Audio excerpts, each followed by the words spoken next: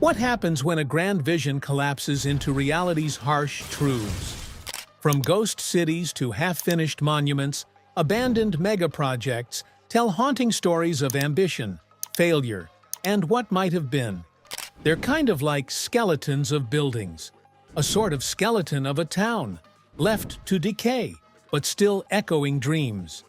Each of these projects holds a story of aspiration and disappointment, of unrealized potential. One such tale is the Memphis Pyramid, a towering steel landmark that has seen both high hopes and unexpected turns. Built along the Mississippi River in 1991, it was envisioned as more than just an arena. It was supposed to be a symbol of Memphis's ambitions. Early plans included a glass elevator to the top, a Hard Rock cafe, a college football hall of fame, and even a shortwave radio station to broadcast Memphis's iconic music around the globe. But by the time the 321-foot structure opened, only its massive triangular silhouette remained of those grand dreams. The pyramid's early years were marked by both excitement and mishaps. On its opening night as a basketball arena, the building's toilets overflowed, flooding the basement and setting a less than auspicious tone. Nonetheless, the arena quickly earned the nickname the Tomb of Doom, thanks to its steep seating and unique acoustics, which amplified crowd noise to almost deafening levels. It became home to the University of Memphis basketball team, hosting iconic moments with stars like Anthony "Penny" Hardaway. But beneath the excitement, cracks began to show. The pyramid's design, while striking, wasn't ideal for its primary purpose. Players and staff found it cumbersome, with long walks to the locker rooms and an overall layout that didn't compare to modern sports arenas. As Hardaway himself put it, it was okay for college, but NBA players probably thought it was unusual. By the early 2000s, these limitations became harder to ignore. In 2001, Memphis secured the NBA's Vancouver Grizzlies, and while the pyramid served as their temporary home, it wasn't considered suitable for long-term use. Negotiations to bring the Grizzlies to Memphis included a requirement for a new arena, leading to the construction of the $250 million FedEx Forum. Once the new venue opened in 2004, both the Grizzlies and the Tigers moved out, leaving the pyramid with no tenants. The abandonment wasn't just about functionality, it was also contractual. A non-compete clause tied to the FedEx Forum meant the pyramid could no longer host regular entertainment events. What had once been a hub of activity for basketball games, concerts, and even professional wrestling now stood eerily silent. Once thriving businesses in the surrounding area, built to cater to event crowds, saw a sharp decline in foot traffic. Efforts to repurpose the pyramid faced challenges as well. Its unusual shape and vast interior made it expensive to maintain and difficult to adapt for new uses. Proposals came and went, but the building remained empty for nearly a decade. What was meant to be a symbol of Memphis's growth became a looming reminder of overreach and unmet expectations. However, in the mid-2010s, a bold new vision emerged. The idea to turn the pyramid into a massive Bass Pro Shops flagship store. In 2015, the store opened, transforming the iconic structure into a retail and entertainment complex. The space was repurposed to include an indoor swamp, an observation deck offering sweeping views of the Mississippi River, a bowling alley, and even a hotel. While this repurposing certainly breathed new life into the building, it was a far cry from the grand vision originally envisioned for the pyramid. Instead of being a grand civic monument, the pyramid had become an expansive shopping and leisure destination, a testament to how even the most ambitious projects can evolve into something unexpected. Ultimately, the Memphis Pyramid was a victim of its own ambitions. While its grand design captured imaginations, it struggled to find a sustainable role in the city's landscape. That said, massive, ambitious projects don't always have the best track record. Next up on the list is North Korea's infamous Ryugyong Hotel. This towering glass-covered pyramid in Pyongyang stands at an astonishing 1,082 feet, 330 meters, making it the 63rd tallest building in the world. But here's the twist. It's completely unoccupied. That's right, it holds the title of the tallest unused building on Earth. Let's unpack how this colossal enigma came to be.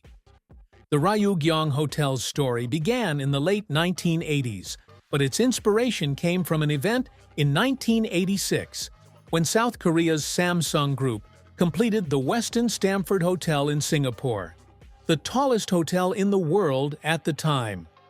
North Korea, with its never-ending rivalry with its southern neighbor, decided it needed to one-up them. And how do you do that? By building a massive, futuristic hotel that would overshadow South Korea's achievement, of course. Construction kicked off in 1987, and for the first 5 years, things seemed on track. The plan was ambitious, a 105-story luxury hotel with 3,000 rooms, revolving restaurants, and opulent ballrooms. By 1992, the building had reached its intended height, but then disaster struck. Not structurally, but financially. The Soviet Union, North Korea's primary benefactor, collapsed, taking its financial support with it. Suddenly, North Korea was on its own, and the funds for the Ryugyong dried up faster than you could say unsustainable economics. By the time construction stopped, the Ryugyong was nothing more than a concrete shell, a towering husk without windows, interiors, or any amenities. It became an international laughingstock, and the North Korean government was so embarrassed that it began airbrushing the building out of official photos of Pyongyang's skyline. Imagine going to those lengths to hide a $750 million 2% of GDP-sized mistake. For the next 16 years, the Ryugyong sat unfinished, a symbol of overreach and misplaced priorities in a country struggling to provide basic necessities for its people.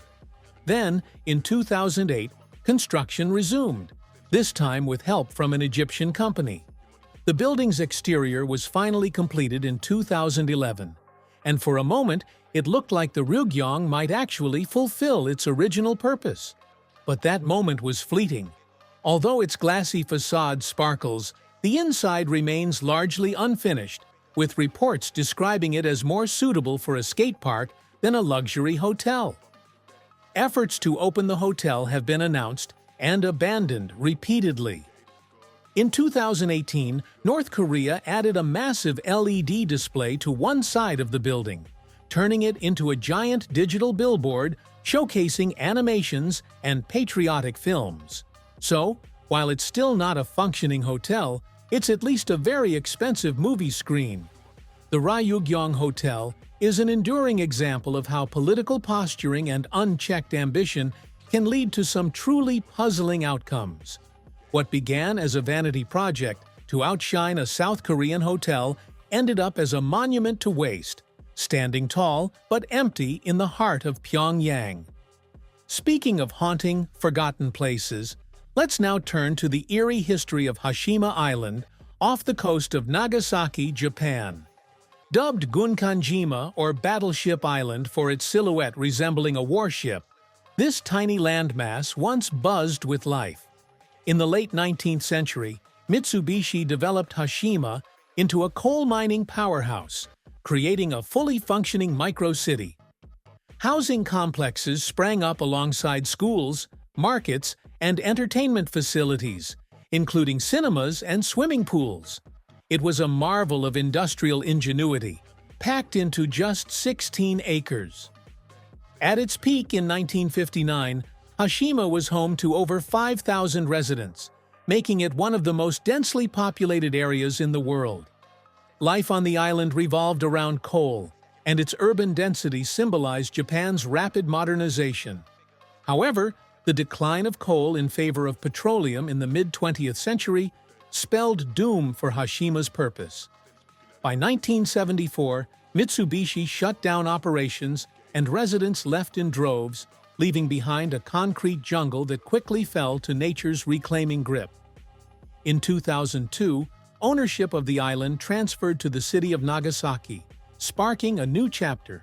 While it gained fame as a filming location for Skyfall, its darker past looms large. During World War II, Korean and Chinese POWs were subjected to brutal forced labor here, a history that complicates its 2015 designation as a UNESCO World Heritage Site. Today, Hashima stands as both a tourist attraction and a somber reminder of the highs and lows of human endeavor. Next up, let's talk about Ordos Kangbashi, a place that's often called China's Ghost City. Located in Inner Mongolia, this massive development was built with the ambition to be a vibrant, modern metropolis, but instead, it ended up largely deserted. Construction of Ordos Kangbashi began in the early 2000s, driven by a rapid urbanization trend in China. The city was designed to accommodate over 1 million people and was equipped with all the modern amenities: roads, schools, hospitals, and even stunning skyscrapers and museums. It had all the makings of a thriving city, except for one key ingredient: people. The problem started with the global financial crisis in 2008. Ordos, along with many other Chinese cities, had relied heavily on real estate development as a driver of economic growth. When the economy took a hit, construction continued, but the influx of residents never came. By the mid-2010s, Ordos Kangbashi had become an eerie, empty landscape. Though it had the infrastructure to support a large population, it was estimated that only a fraction of the planned residents ever moved in. The city was left with miles of vacant streets and high-rise buildings that sat largely unused. But despite its ghostly status, Ordos Kangbashi still drew attention. People came to see the impressive, but eerily quiet, cityscape, and the odd juxtaposition of modernity and abandonment became its own kind of attraction. Some say the city remains a symbol of China's rapid, sometimes reckless urbanization. What happened in Ordos Kangbashi is a tale of ambition colliding with reality. The dream of creating a shining new city ran headfirst into economic slowdowns and overbuilding. It serves as a cautionary tale for megaprojects. No matter how grand the plans, they can quickly become irrelevant if the people they were meant for never show up. So, while the city remains largely empty today, its story is still unfolding. Some experts believe it could one day see a revival as new policies encourage migration to underpopulated areas. But for now, it stands as a reminder of the unpredictability of modern development. But Kangbashi isn't the only place where industry and innovation once flourished, only to face abandonment. Let's head to Berlin, where an airport that once symbolized freedom has found new life as an urban park. Berlin's Tempelhof Airport is a living testament to transformation. Built in the 1920s, it quickly became a cornerstone of aviation history, serving as one of the world's busiest airports in the 1930s. Its iconic curved terminal, a marvel of design, symbolized the golden age of air travel.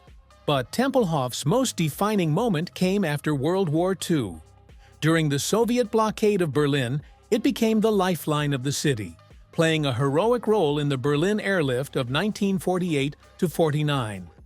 As the Cold War thawed and Berlin reunified, Tempelhof's significance began to wane. By the 1990s, it was one of 3 airports serving the city, but it was clear that it couldn't keep up with the demands of modern air travel.